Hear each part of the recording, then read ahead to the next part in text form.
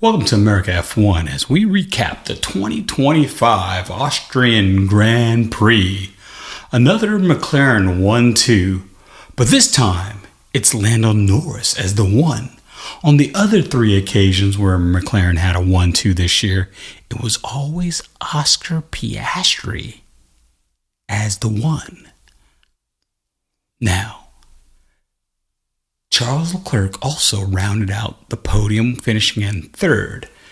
The Grand Prix had a first lap crash with Max and Kimi Antonelli having another disappointing race. It was another DNF for Williams. I mean, not just Carlos Sainz this time, but we had our guy Alex Albon too. A double DNF. But on the good side, we had our first points from the driver of the day, Gabriel Bortoleto. And man, this kicks Sauber. They started off the season as a dog, and now they're getting rid of their fleas. All that. And Mike's away taking care of his father. We wish him well. We wish his father great health. And we'll see Mike later on in the week with the British Grand Prix preview. All that and more here at America F1. America F1. It's a golden run. America F1. We would be honored if you would join us. That's right.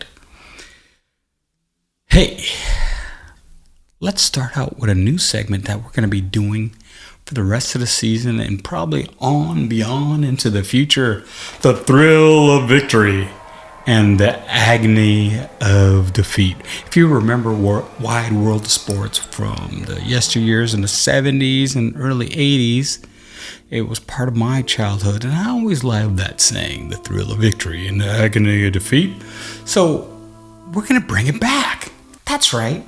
We're bringing back that great Saturday morning feel of waking up and listening to who was victorious and who wasn't so victorious. Not saying that they were defeated. Oh, yeah, they were defeated.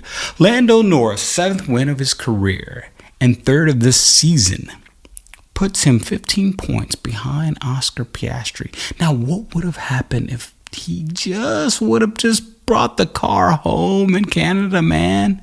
He'd be right there. But it's a long season. We still have more than half the season left. And Lando Norris put a statement out there.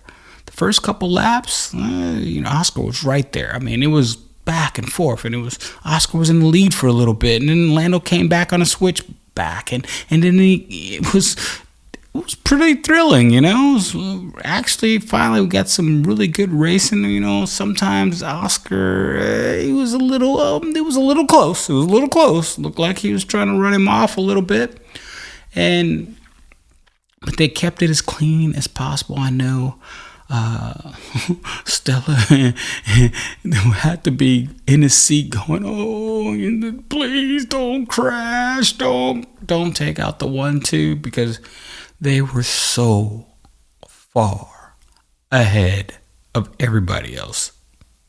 I mean, and this is a short track. Austria is I've been there. We went there a couple years ago. It's a short track. They were so far ahead of everybody.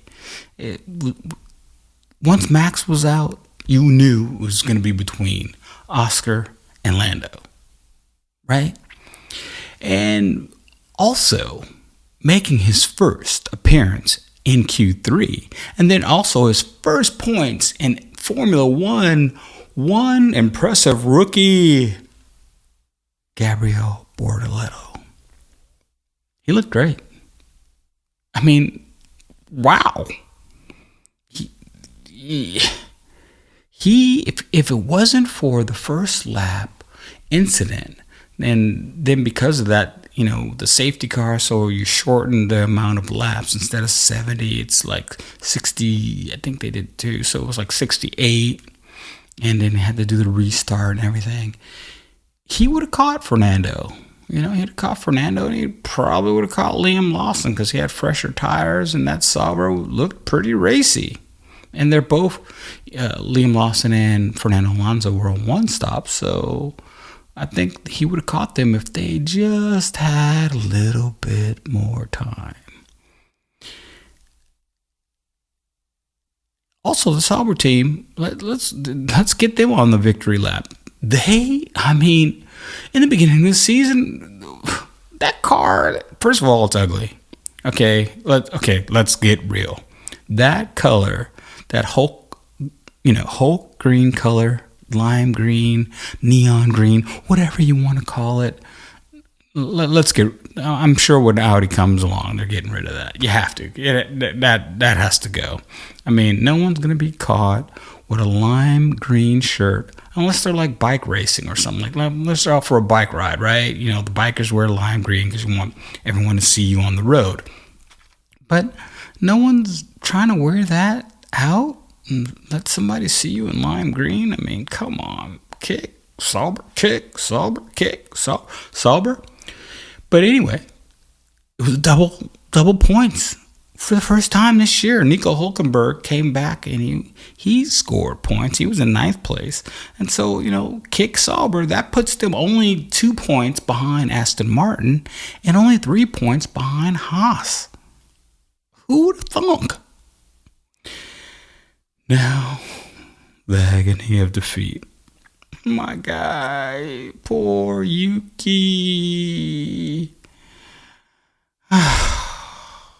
Yuki. Has to be Yuki. It has to be Franco Colapinto. Has to be the Williams team. Yuki, he was so sad. He sat in his car after this race was over for over a minute. Just sitting there. Just contemplating what is going on, man.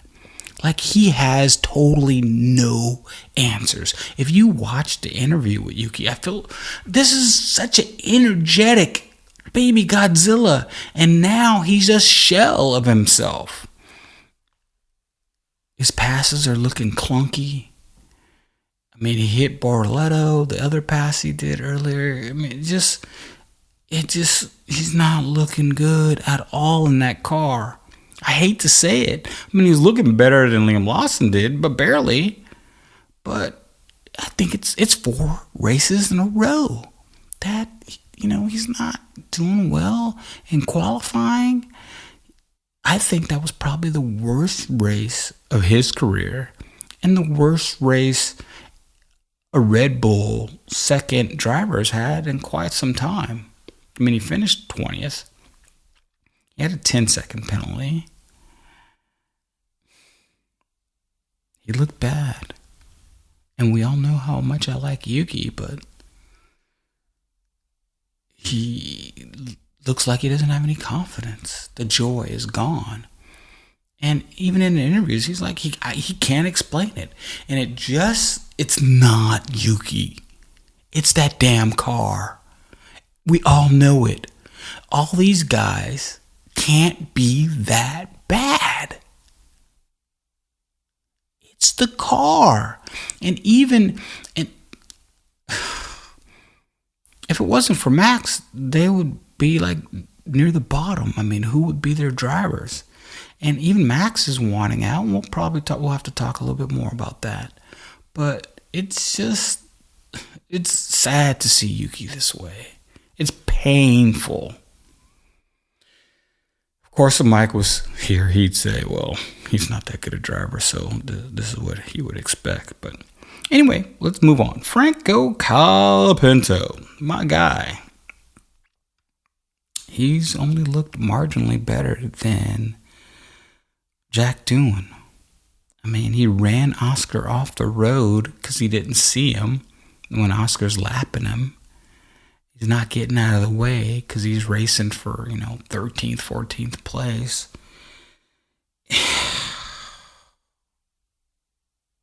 he's not showing that spark that he had last year with Williams, where he looked really racing. He was like really handing it to Alex Albon. He's nowhere near Pierre Gasly in qualifying. I mean, Pierre Gasly's in the Alpine car hasn't been good on its tires, and there's no grip there. But Pierre Gasly over one lap is constantly in the top 10. Top 10, constantly, every qualifying race after race after race. And sometimes he scores points, but they can't really get it together in race pace because the car has no grip. It's just really horrible on its tires, and they haven't figured it out yet. And you can hear Pierre Gasly complaining, like, I have no grip out here. I'm just slipping and sliding everywhere. So they have to get that. And Fabio, you have to get that. Fabio, you have to get that under control. I mean, Pierre Gasly is the only guy going to score points. And Franco, I like Franco. And I'm sure Flavio likes the money that Franco brings. But unfortunately, Franco's already looking for other people to replace Franco Colapinto.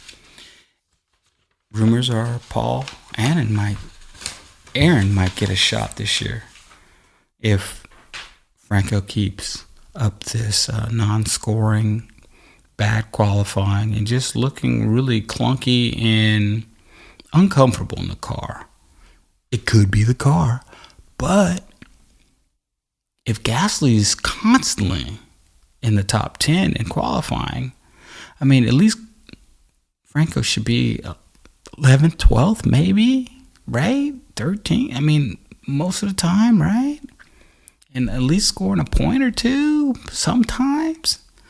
But I don't know. They're already talking about the latest rumors is maybe Valtteri Bottas. They're sniffing, even though we know Valtteri's probably going to go to Cadillac.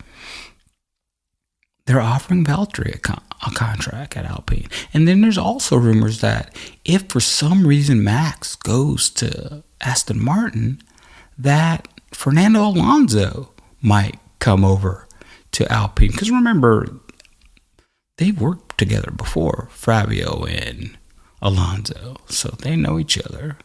So Fabio take Alonso.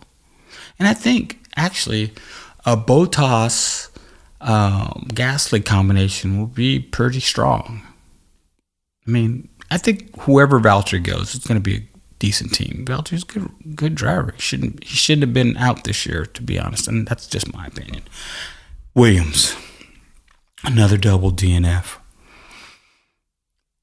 This is the last year in the regulations, and it's kind of unusual for a team to have so many DNFs. I mean, when Albon went out with an unknown issue, and they're still trying to figure out what it was, he was in 6th place.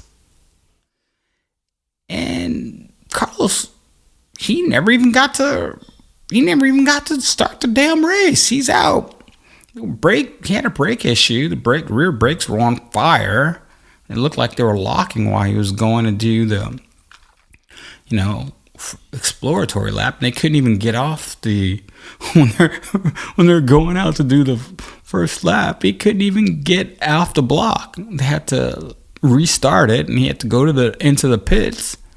And then the car got on fire. The brakes were on fire, and then that was it. And these things happen, but this is I think it's the third. Let's see. Sainz was eliminated in Q1 for the third race in a row.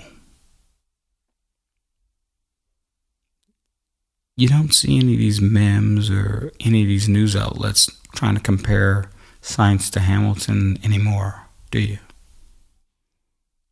I don't. We'll talk about that more too. It's maddening. Stop doing that. Williams got to get it together. I thought in the beginning of the year, the car looks good, but it looks good.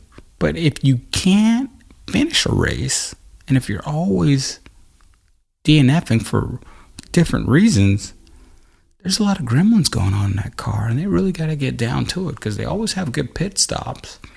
The strategy is sometimes good, sometimes bad, but Carlos Sainz runs the strategy there, so it's good when he runs it. But he can't run it if he doesn't finish the race, does it? Come on, Williams. This was your year to come back, and you were looking so good, so good. It's all good. All right, 10-1. Now, Esteban Ocon scoring points in 10th place in that Haas. He qualified 17th, so good recovery from Ocon. Looks like he's the team leader over there for Haas. I'm happy for him. I like him. I want him to keep scoring points, and I like Ocon. If they give him a better car, if the car is a little bit faster, a little bit better aero, a little bit better on the tires, he'll keep scoring points. In 9th place, the Hulkster, the Hulka, the Nika Hulkenberg. He qualified 20th, man, and he finished 9th. I mean, wow. Will we see sometime this year, if the little baby Jesus gods of Formula One give Nico Hulkenberg a podium? That would be awesome. Is it going to happen? Probably not. A lot of DNFs have to happen. Major crashes have to happen. Probably not. But great job from Nico. Great recovery drive. Gabriel Bortoleto, our driver of the day. He qualified 8th. He finished 8th. I thought he was going to get Alonso, but Alonso put a little masterclass of defense on him, and he couldn't get past him. I thought he could have got past him, but Fernando wasn't having it. Fernando wasn't having it. And Gabriel smartly said, well, better just take these points. Great job by the rookie. In 7th place, doing a great defense and having a great, it was a good race for Fernando on a one-stopper. Qualified 11th, finished 7th. Hats off to Fernando, who's now up and equal to Lance Stroll in points, which, it's not saying much because Lance Stroll, and I do have to mention Lance Stroll's hair. Bro, your dad's a billionaire. You got a lot of money. Man, get a haircut, dude, or 2 words. Hair gel. Because when you took off your helmet and you had that big afro going, dude, come on, man. Manage that hair, bro. All right, in 6th place, probably having his best race of the year, Liam Lawson.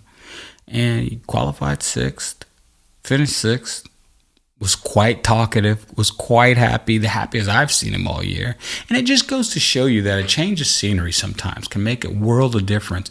Because you go from the pressure cooker of Red Bull Racing into what seems like a healthy racing environment at the Racing Bulls or the former AlphaTauri.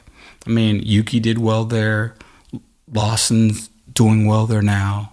And, of course, Ajik Hajar, who, they had some floor damage, he said, and he finished outside the points. But they're all in on team there. And it just seems like a great environment. And if they could bring that environment to Red Bull, and I think there's a couple reasons why they can't, and we all know what they are, and we don't need to go over them. But hats off to Liam, man. He looked happy. He looked good out there.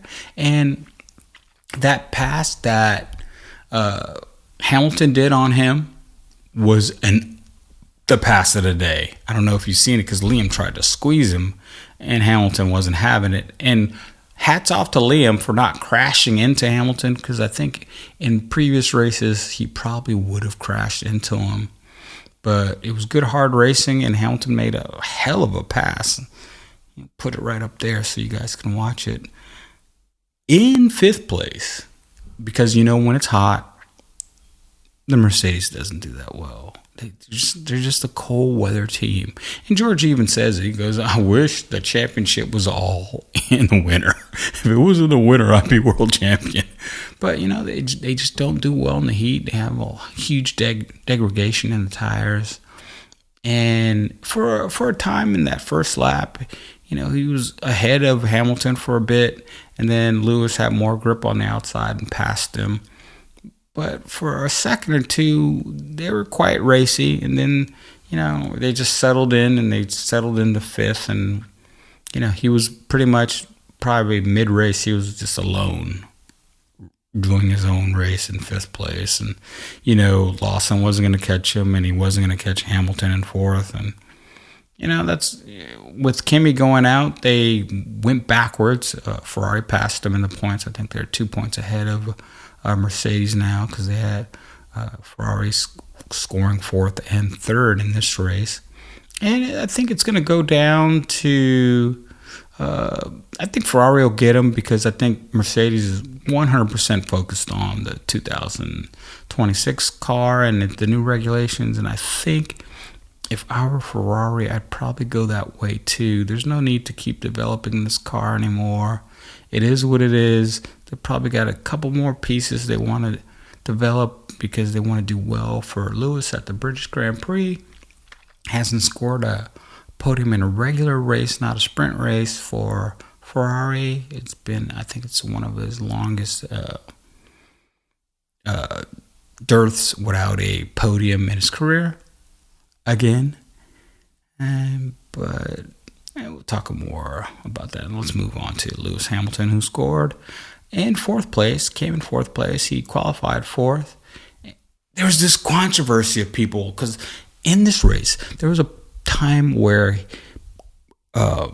Charles had pitted, and then Lewis was still staying out because he was going to pit usually the next lap because the lead car gets the priority, and Lewis was saying, hey, my tires are good. There's only 20 laps left. And he was on hards, and there's only 20 laps left in this race. He's like, well, hey, my tires are good. Let me keep going.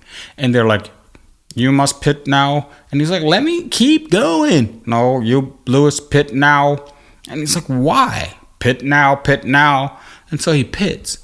Now, the controversy is a lot of people are saying, well, why didn't they just leave him out?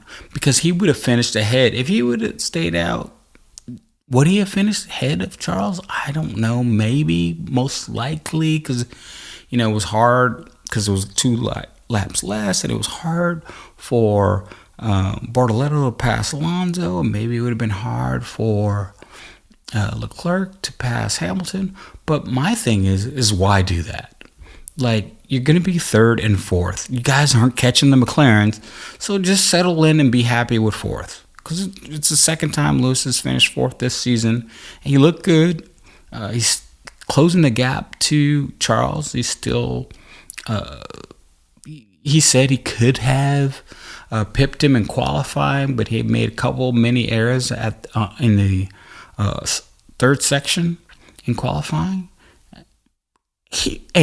Out of all the guys that have moved, you got him moving, you had Carlos Sainz moved, you had Ocon moved. You had quite, 3 or 4 guys who moved teams. Lewis is the closest to his teammate. Okay? And everybody's like, oh, we want, a lot of Ferrari fans are saying they want Carlos. Listen, stop it. Okay? Carlos is gone. He's not coming back. Okay? Because Lewis is here and he's driving for Ferrari. That's it. Get on board or stop acting like you're a Ferrari fan, because you're not. When you say, and I've read these reports and I've seen them, some people are saying, oh, I'd rather McLaren win if Lewis, I'd rather them finish ahead. You're not a Ferrari fan if you're saying that. Okay? You're a Charles Leclerc fan. There's a difference. Ferrari fan is for Ferrari. Whoever drives for Ferrari, it doesn't matter. You're a fan of them. If you're a Charles Leclerc fan, you're a Charles Leclerc fan first and a Ferrari fan second. See, I'm a Lewis Hamilton fan. I admit it. I like Yuki. I like Charles too. I like Oscar. But does that make me a Ferrari fan? Yeah, I like Ferrari. Do I like McLaren? Yeah, I like McLaren. Do I like Mercedes? Yeah,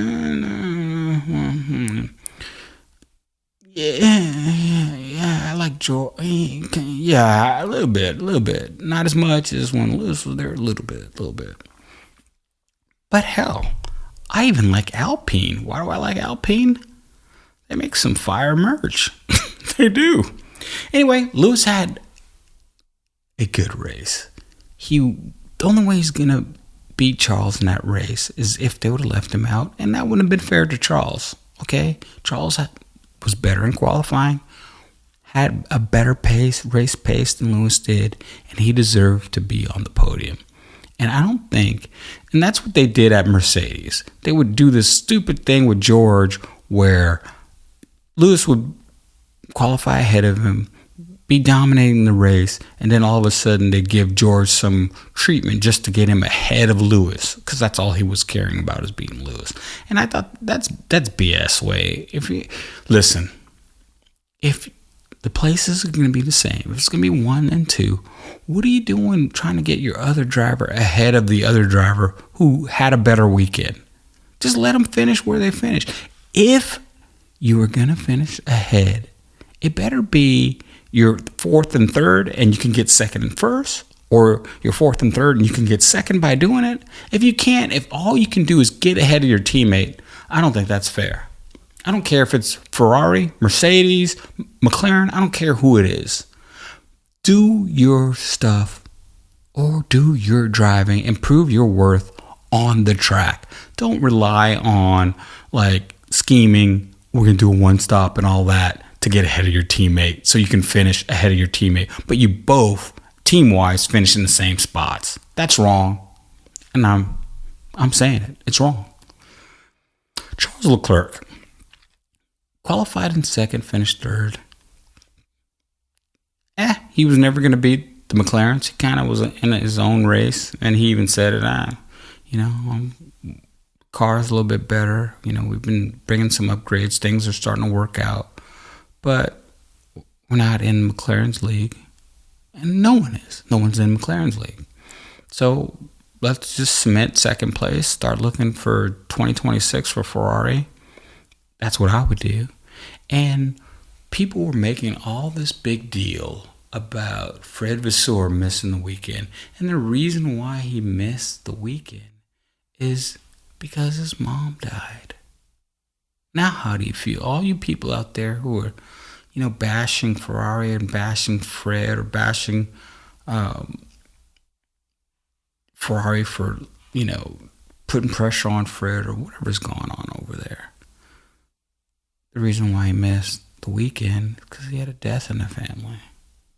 So before you start, sometimes the Formula One world can be a little bit harsh out there. Let's enjoy the races, have some love in our heart for these guys and gals who take away 6 months out of their life, out of the year, to go on the road, to give us a show. It's hard. So, condolences to Fred Vasseur and his family, and we wish him well, and no way should that man be fired because if you fire Fred, then it's like rotating principles, and the next thing, what's the difference between you and Alpine? Having a different principle every other year. What makes winning is sticking with a stable group and having a stable environment to nurture talent.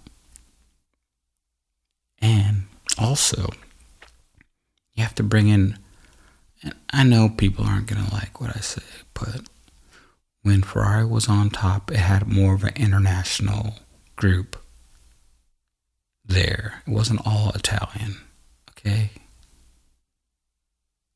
So, and there's too many bosses also. Lewis always talks about that. He's alluded to that. Like, if I talk to this person, I don't know if it's going to get done because they got to talk to too many other people. At Mercedes, I just go to Toto and say we need to do this, and then we'll get done. So things have to change. You bring this guy in with all this, 7 titles, with all this experience, and you're not listening? Don't get me started. All right. Oscar Piastri, the championship leader. Oscar Piastri qualified in third, and there was no doubt in my mind that he was going to pass Charles Leclerc, and he did it. And, I mean, the race pace was obvious. Could he have pitted on the second stint a lap after Lando? I think he should have. But he didn't want to do that. He waited another 4 laps, and he thought that he would have more pace at the end of the stint and then reel Lando in.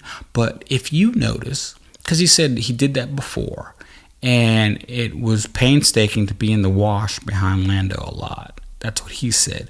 But what he's not realizing, and I think he needs to think this through a little bit more, and his side of the garage needs to think this.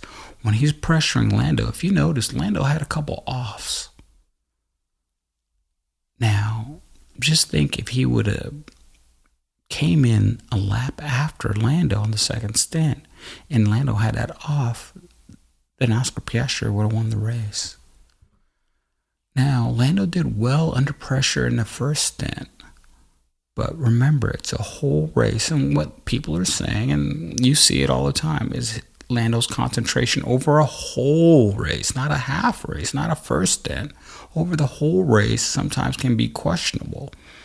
And I think that it's always best, if you can, to just put pressure on him. Just put pressure on him the whole race and wait and see if he cracks. And I think he would have. And he did, but, Oscar wasn't there to take advantage of it because he waited 4 more laps to come in. And then the gap was just too big. The traffic, and there's this thing going on. And let's get this out of the way too. Blue flags mean get out of the way. I know you're in your own race. I know you're vying for 11th and 12th. I know you're vying for 9th and 10th. But here comes the leaders.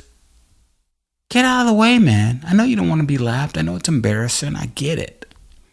But you're in your own race and you're trying to figure out where the best time is for you to move over without losing time to the guy behind you.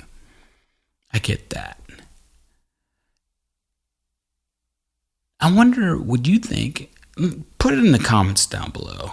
And like and subscribe if you haven't liked and subscribed to our channel. And do you think it's better to not have blue flags at all? That if your car is so much faster, you're the race leader, just pass them? You think that would spice up the racing a little bit? If there was no blue flags, like you have greater pace, you're the race leader, just pass the guy and pass him like you pass everybody else. I think that might be a good rule change to not have blue flags. And then you have traffic, and then there's more that goes on with the strategy, and there's more that can happen. And there's more opportunities for the guy who's second or third to make up ground because you're stuck in traffic. Especially if you're stuck in a DRS train or something like that. I think that they changed all these other rules. I kind of want to see that. I want to see what that looks like. Yeah, let's do it. Let's get rid of blue flags. Let's see what happens. In first place, qualifying first in a dominating weekend, Lando Norris. Lando looked good. I mean, his qualifying pace, both his qualifying laps would have put him on pole. But the second the second qualifying lap was literally a half a second faster than everybody else. It was the most dominating qualifying of the year. And it's a short track. But this is one of Lando's tracks. He really likes this track. But the pace of that McLaren is pretty unreal. I mean, they've already got this constructor sewn up. They're over 400 points already. And no one's going to catch them. We all know that. And this championship is going to be decided with Max's DNF between Lando and Oscar. And now Lando has a little momentum. He's going into the British Grand Prix. And if he wins the British Grand Prix, and if it rains, it probably won't. It's going to be hot, I think. Well, you never know. British, you never know. But it's going to be hot. And if Lando wins and say Lewis, because it's the British Grand Prix, so Lewis is, he has more wins in the British Grand Prix than a lot of these guys having wins in their whole career. And that's another thing, everyone's all out there and they're comparing this guy to that guy, and they're always comparing, people, because Lewis has lost a little, he's older, and he's lost a little, and we'd rather have this guy or that guy. The guy has won the British Grand Prix more times, just one race, more times than all these other guys have wins in their whole career. Can you believe that? He's won one race more times than Lando Norris has wins, than Charles Leclerc has wins, than Oscar Piastri has wins, than everybody. I can just keep going down the grid. I mean, we can talk about everybody other than the Max and Alonso. So give me a break. We went to the British Grand Prix last year. It rained. One of the best races I've ever been to. That's the one that Lewis won in the rain. That was a great race. I mean, if you haven't seen it, go back and watch last year's British Grand Prix. And it's always a good race. There's always something happening. We had the year where Max and Lewis collided. And anytime it rains, it's just a good racetrack. It's a good race. The people, the fans are great. The stands, the logistics could be improved. It's because it's an older track, but some of that logistics can be improved. But overall, because it's far, you got to get out there. You got to catch the bus, and if it rains, it gets a little muddy, and some of the that going to get food and stuff, there's mud and get a little dirty, and then certain spots when it rains it's harder to see than others, but it's a good track, it's a good race, and I'm looking forward to it. We're going to do a British Grand Prix preview when Mike gets back from his dad later on this week, and thanks for joining us. And I'd like to also say, before I sign out today, we have these hats available in blue, white, and red. So if you'd like to get an American F1 hat, $35, just put it down in the comments below, and I'll message you. And we're doing it old school. We actually sending them out ourselves. We're not using drop shipping or anything like that. I'll actually send you the hat plus shipping in the mail. Like, I'll write it out, put it in a box myself, and send it to you. And we're going to do that for a while until there's a need to do drop shipping. But I think this is more personal. I'll send you a little note. Thanks for watching. Thanks for commenting. Thanks for being part of the America F1 family. And with that note, keep on racing, everybody.